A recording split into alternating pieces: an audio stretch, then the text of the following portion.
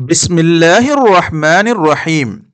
The Secret of Secrets by Ghawzul Aghlam Muhiyeddeen Abdul Qadir al Jilani Qaddasallahu Sirrahul Azeez. Chapter 11. The Joy of Being Good and the Misery of the Rebel. You should know that all men are included in one or another of the two classes. The class of people who are at peace, content, and happy, doing good deeds in a state of obedience to Allah, and those who are in a state of insecurity, doubt, and misery in their rebellion against the prescriptions of Allah. Both the quality of obedience and that of rebelliousness are present in each human being. If the purity, the sincerity, and the good in one are dominant, one's selfish characteristics are transformed into spiritual states and one's rebellious side is overcome by one's good side. On the other hand, if one follows the low desires of one's flesh and the tendencies of one's ego, one's rebellious character dominates that which is selfless and obedient in one, and one becomes a rebel.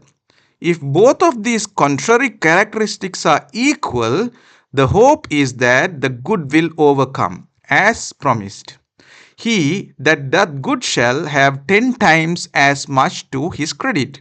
Surah Al-An'am, verse 160. And if Allah so wishes, He may even further increase His favors. Yes, that person in whom evil and good are equal will still have to pass the terrible trial of the day of the last judgment. While for the one who was able to transform his selfishness into selflessness, the low desires of his flesh into spiritual aspirations, there will be no trial.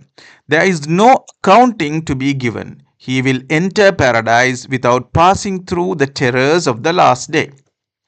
Then he whose balance of good deeds will be found heavy will be in a life of good pleasure and satisfaction. Surah Qari'ah, verse 6 and 7. For the one whose errors are heavier than his good deeds, there will be punishment in proportion to the amount of his crimes, after which he will be taken out of the hellfire, and if he has faith, will enter paradise. Obedience and rebelliousness mean good and evil. These are present in every man, yet they do not stay as they are.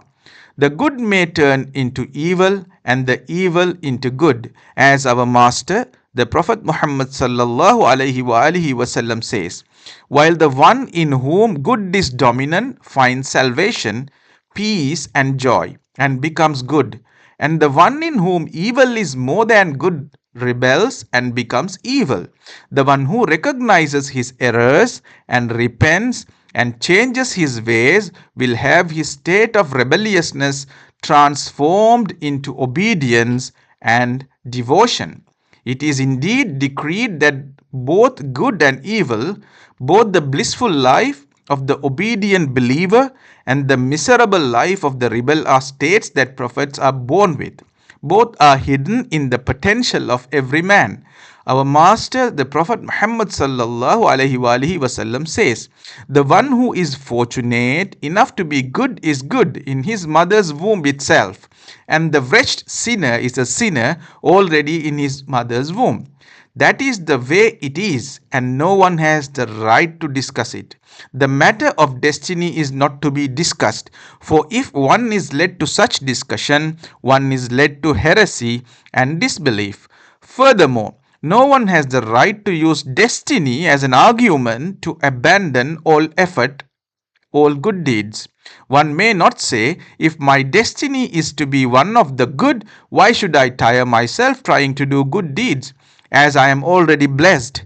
Or, if it is my destiny to be evil, what good will it do to be good? Obviously, this is not right. It is not proper to say, if my state is fixed from my past, what benefit or loss can I hope for with my effort in the present? The best example given to us is the comparison of the first man and the Prophet Adam alayhi salam with the accursed devil Shaitan. The devil put the blame for his revolt on his destiny and become an infidel and was rejected from the mercy and the presence of his Lord. Adam alayhi salam admitted his fault. Assuming the responsibility for his error, he asked forgiveness and he received Allah's mercy and was saved. It is incumbent upon all believers and all Muslims not to try to understand the causes of the unfolding of destiny. Whoever does this will become confused and will gain nothing but doubt. He may even lose his faith. The faithful must believe in Allah's absolute wisdom. Everything that man sees happening in himself and in this world certainly has a cause, but that cause is not to be understood by human logic, as it is based on divine wisdom. In the life of this world, when you encounter blasphemy, hypocrisy, duplicity, and all other things that seems to be evil, let these things not shake your faith. Know that Allah Most High in His absolute wisdom is responsible for all and everything, and He does what appears to be negative in order to express His infinite power. Manifestation of such overwhelming power may seem to some unbeatable and therefore negative, but there is great mystery in this that no one other than our Prophet Muhammad sallallahu alaihi wasallam could know.